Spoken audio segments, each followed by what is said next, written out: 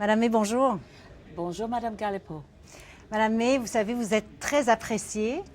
Vous êtes même, c'est vous qui avez le plus la confiance des participants à notre boussole électorale, ex aequo avec le chef du NPD, Thomas Mulcair. Et pourtant, votre parti n'arrive pas à avoir plus que 5-6% d'appui. Pourquoi? Qu'est-ce qui vous empêche de faire une percée? Nous avons augmenté le niveau d'appui, mais c'est dans les régions locales. Au niveau national, c'est vraiment difficile de faire le bon sondage, plus de 6-7%. Mais est-ce que c'est pas le fait qu'il y a d'autres partis maintenant qui défendent aussi l'environnement? Chaque parti, enfin je pense aux libéraux, aux néo-démocrates, au Bloc, ont une plateforme environnementale.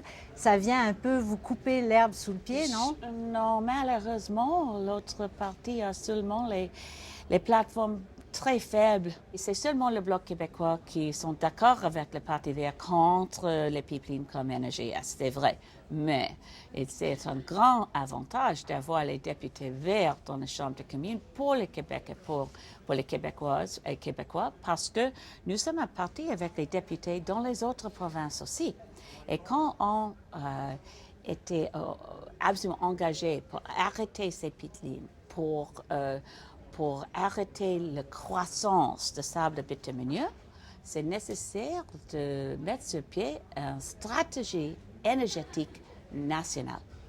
Et vous pensez que c'est mieux pour les environnementalistes d'être dans un parti vert comme le vôtre, qui n'aspire pas à prendre le pouvoir, que d'être dans un parti qui justement peut peut-être gouverner? C'est comme si vous étiez pas sur la patinoire, vous êtes à côté de la patinoire, non? Pour nous, nous pensons maintenant c'est le moment de percer parce que actuellement nous avons les sondages qui indiquent un parlement minoritaire.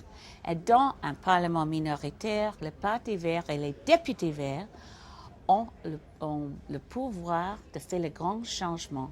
Peut-être nous allons avoir la balance de pouvoir avec les députés. Oui, c'est possible. Si c'est M. Harper qui obtient un gouvernement minoritaire, oui. Vous avez déjà dit que vous iriez voir le gouverneur général pour lui dire de ne pas lui permettre de former le gouvernement. Mais est-ce que c'est possible? C'est vraiment possible parce que dans notre système parlementaire, M. Harper a le premier essai. Mais ce n'est pas clair que si je fais l'effort de parler avec le gouverneur général et aussi avec les autres chefs des autres partis, M. Mulcair et M. Trudeau, et dit que arrêtez une minute, s'il vous plaît. Donnez-nous, comme un groupe des députés, un groupe des chefs des autres partis, l'occasion de parler l'un à l'autre pour trouver s'il est possible de travailler ensemble, pour trouver une façon de travailler ensemble, pas vraiment comme une coalition officielle, c'est possible, mais pour trouver un parlement plus durable, plus stable, plus efficace. Et pourquoi vous ne donneriez pas une chance à M. Harper d'essayer au moins de gouverner? C'est une décennie de destruction avec M. Harper. La destruction de nos lois pour la protection de l'environnement, destruction de notre approche pour la justice criminelle, pour la justice sociale.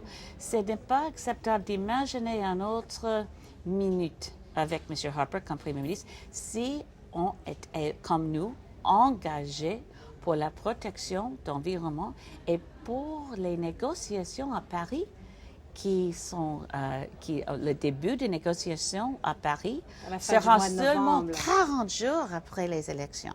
Nous n'avons pas le temps pour M. Harper encore faire un essai dans le Parlement avec un gouvernement minoritaire.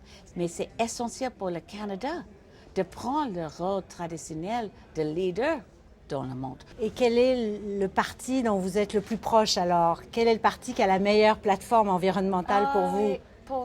Tous les autres sont faibles, c'est vrai. Tous les autres sont meilleurs de M. Harper.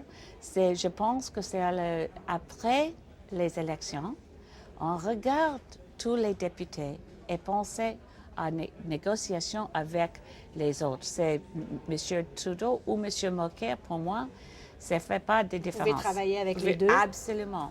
je vais vous poser une question sur le port du niqab, Oui. parce que vous savez que c'est en train de dominer tout le débat de cette campagne électorale depuis plusieurs jours. Donc, le Parti vert est d'accord ou contre le port du niqab lors des cérémonies d'assermentation? Oui, c'est un faux débat, ça. C'est vraiment fou parce que il n'y a aucune offense de prendre l'engagement citoyen à visage couvert. C'est pas un tort, pas du tout. Et ce n'est pas aux hommes de décider ce que les femmes doivent porter ou penser ou décider. Je pense que c'est un faux débat et j'espère qu'on peut parler des sujets importants comme le changement climatique, comme la récession, Mais comme est-ce qu'il n'y les a pas droits quelque des femmes. chose de très symbolique quand même Ouais. dans une cérémonie d'assermentation quand on devient citoyen canadien? Il n'y a pas de bénéfice pour quelqu'un qui était avec un visage couvert. Qu'est-ce que c'est le problème avec ça?